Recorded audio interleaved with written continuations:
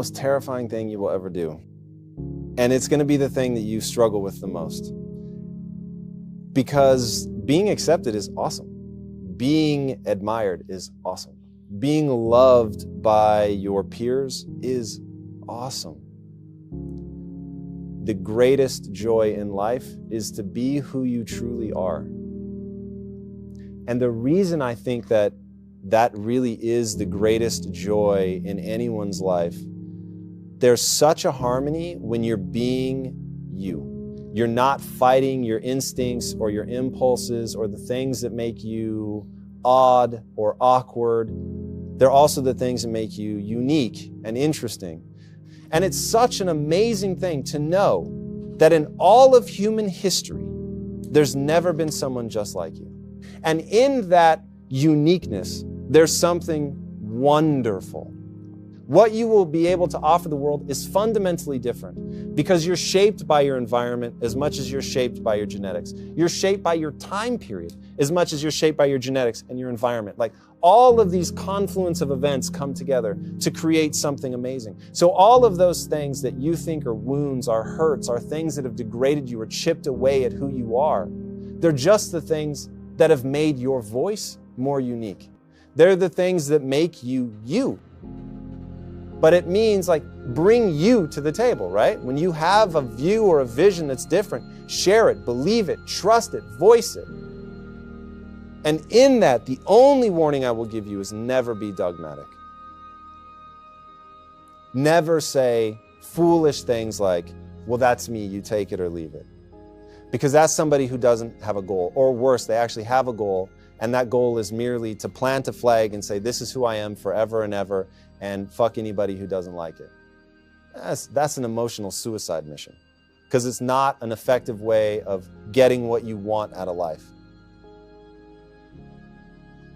But if you can avoid dogma, if you can avoid your ideas calcifying, if you can say, this is me and I'm always open to an even more interesting way of thinking or doing or going and doing experiences that change you. One thing I always tell people, books will change you, but only if you let them.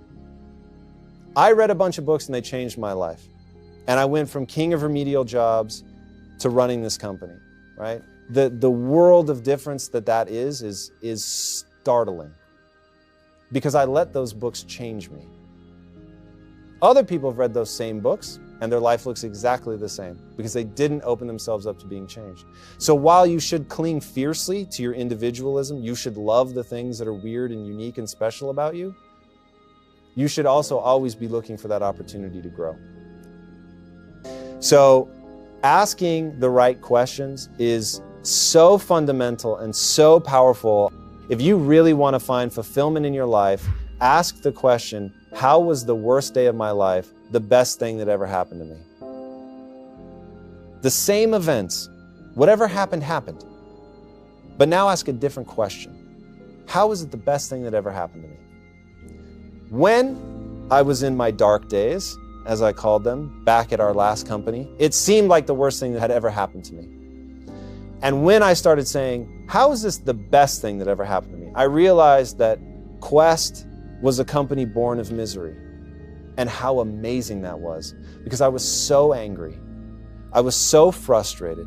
I was so hell-bent to do things differently that almost out of spite, I was like, I'm gonna make every day beautiful. I'm gonna love what I do. Even if we fail, it's gonna be fun. And those became like the building blocks. But I never would have gotten to that. I never would have gotten to that aggressive mandate. We never would have gotten there if it hadn't been miserable, because we would have just kept going along.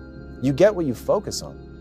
You get what you focus on. If you focus on fear, dread, incompetence, possible danger, possible failure, then that's where your mind is. Your mind is totally consumed by those thoughts. But if, on the other hand, you think about possibility, what can be, how good you can get, the amazing things that could happen, then that's what your mind is consumed by. There are two wolves in your nature. You're going to get more of whichever one you feed. You've got the fear wolf, you've got the courage wolf. If you feed the fear wolf, you get a strong wolf, all geared towards fear. But if you feed the courage wolf, on the other hand, you get a strong wolf, all geared towards doing, being courageous. The questions that you ask yourself will determine your life.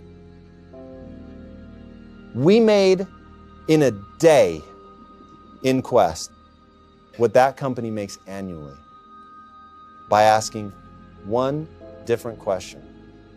How can I bring value to my 1,000 true fans?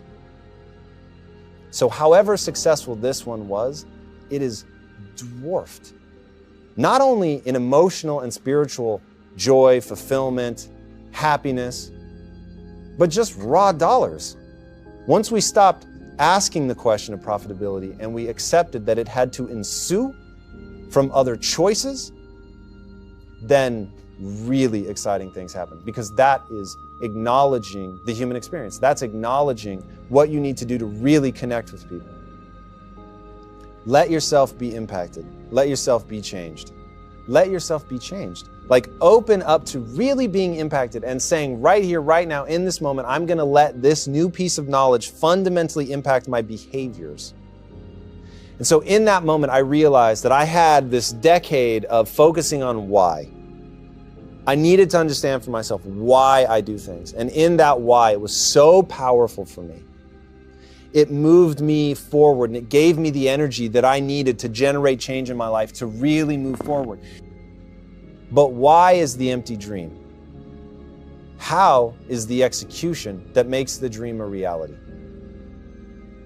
I'm not interested in being an empty dreamer. And it's fun, and I use the word empty to make it derogatory, but I love dreaming, right? Dreaming is beautiful, and dreaming will allow you to paint a compelling future for yourself, but at some point, you've got to open your eyes and then create the world that you see in your dreams. You've got to create it. It's very active. It's not going to happen by itself. What are the actionable steps that I'm going to take? They're very simple, identifiable, attainable skills that you're going to need to get where you want to go. And then I will say the one universal thing that everyone needs to do, you got to get control of your own emotions. The only thing that holds you back is your mindset. There's no problem that we can't solve. Think about the craziest problems that we face as a society. Those could be the words of an empty dreamer. And I believe that there's no problem that we can't solve. I believe that. And I'm willing to act in accordance with that belief. I'm willing to not take no for an answer. I'm willing to redefine the terms if I have to. Adopt that mindset. These people are no different than you. You've got to touch base with the how. You've got to find the massive action right now, today, that you're going to take to make those dreams come true. Because it's about executing on your dreams. Executing on your passion. Taking concepts and making them real. That's the goal.